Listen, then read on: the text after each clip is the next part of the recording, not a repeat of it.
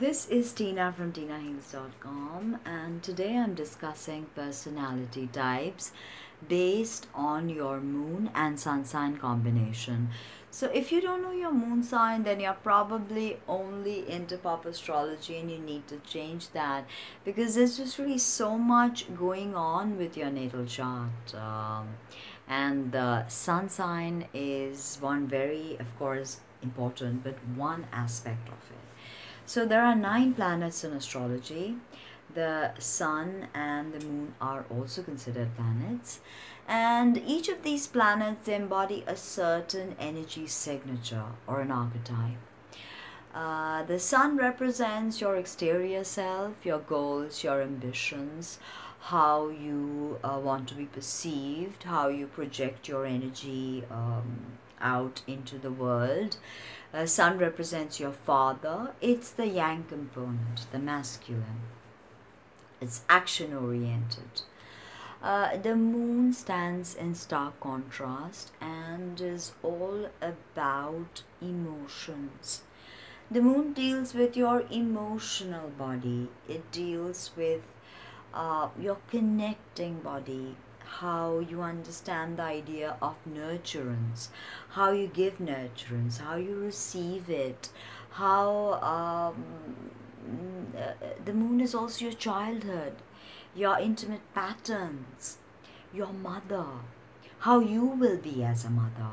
Okay, so the moon is really a very important aspect of us and a very intimate part of us. The sun is how we want to be perceived, so it's a very external thing. The moon is really who we are when the mask is off and when the lights go off, right? Now, if you have your moon in Capricorn and your sun in Pisces, then this is your video. So the moon is your emotional body, and Capricorn is the 10th sign of the zodiac. It's a feminine earth sign ruled by Saturn, esoterically and exoterically, both.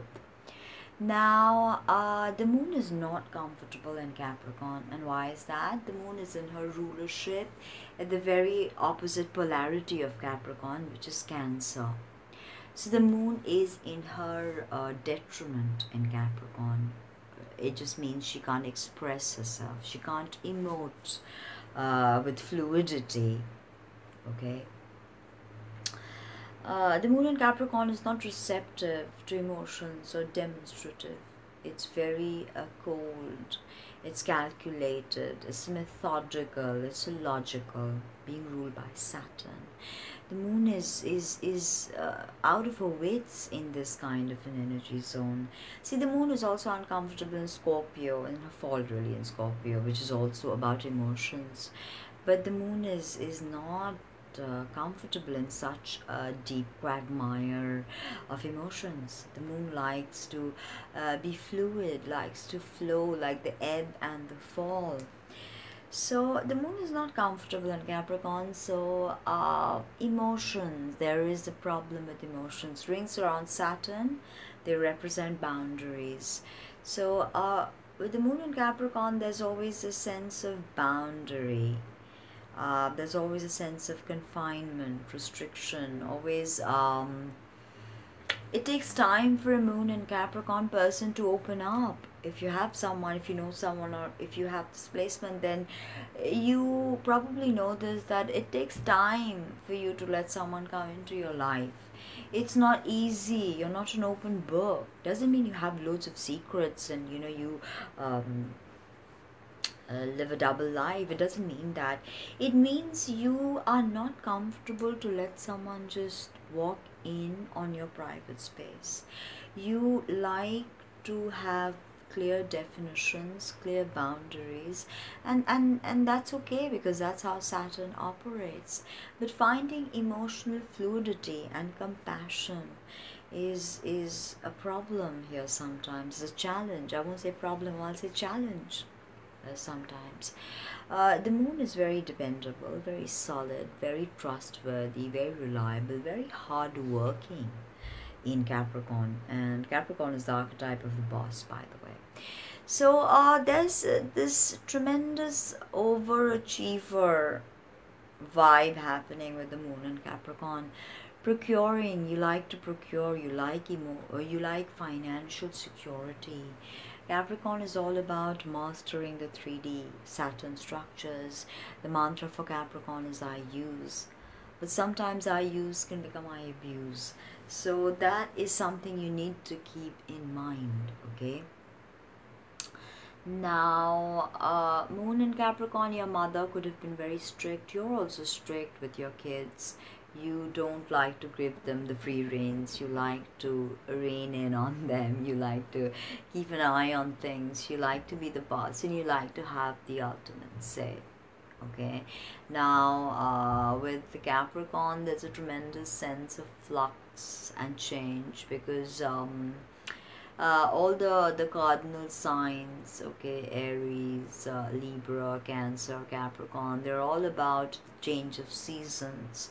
So anything to do with this energy is about change. So you may have had a childhood full of change with the moon in Capricorn, and you may have just, you probably have had to adjust. And you're very mature. Moon and Capricorn kids are the most reliable and the most mature kids, okay, of all of the whole zodiac. They are really they grow up before their time, and sometimes they lose their childhood. So if you have a kid with this placement, be mindful, make sure that they have their childhood. Okay, now to the sun. It's how you want to be perceived. You have your sun in Pisces, feminine. You're a double feminine, earth, water. Very good. So you have the Capricorn and the Pisces mysticism going on. Now Pisces ruled by Neptune, the higher octave of Venus.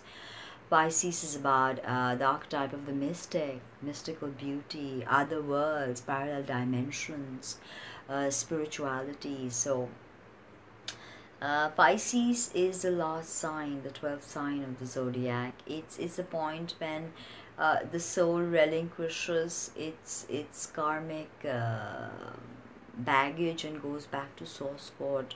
So that's why Pisces sun, they are forever in other dimensions. They are forever lost in some, some different space.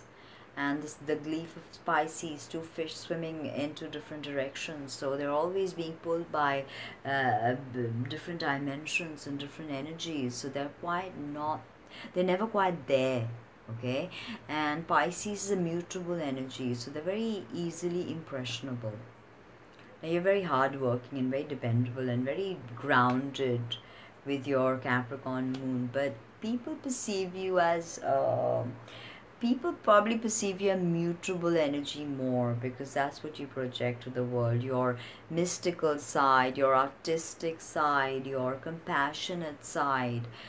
See, moon in Capricorn may not have compassion, but Pisces is the sign of compassion. So you've got that compassionate side going on. You're the artist. Pisces is the ultimate mystical artist. And you've got the discipline of the Capricorn moon going for you. So channel that discipline and create art in what you do, because no matter what Pisces does, there's always a touch of spiritual with that. Okay, anything, even if it's art, even if it's something as simple as being a nurse, they will bring in something spiritual to that. So mystical and mysterious. You can't quite fathom them and you can't quite label them. So this is how people perceive you, but you're quite pragmatic actually, and not so mystical, because your emotional self, you're this sturdy, solid Capricorn, and you're the mountain goat, and you're ready to climb, climb, climb. And people see this fishy side of you where you're swimming away in two different directions, and you be pulled apart by mystical forces. I mean, Pisces is psychic, tremendously psychic. It's a sign of clairvoyance, clairaudience. So you can be a healer or a psychic, and you can methodically use Saturn's energy to channel in and hone in. Although with Capricorn, you're the boss, so it's always good for you to be your own boss. And Pisces is all about oneness. It's the Venus is all about love, and Neptune is all about if Venus is about human love, Neptune is about spiritual love. So there's always going to be this sense of mystery and allure with you, and this double feminine combination, even if you are a male. So that's all for now. I hope you like that video as much as I like making it for you. Don't forget to hit the like button, subscribe, comment, share. It means the world to me. Thank you. See you soon. Bye.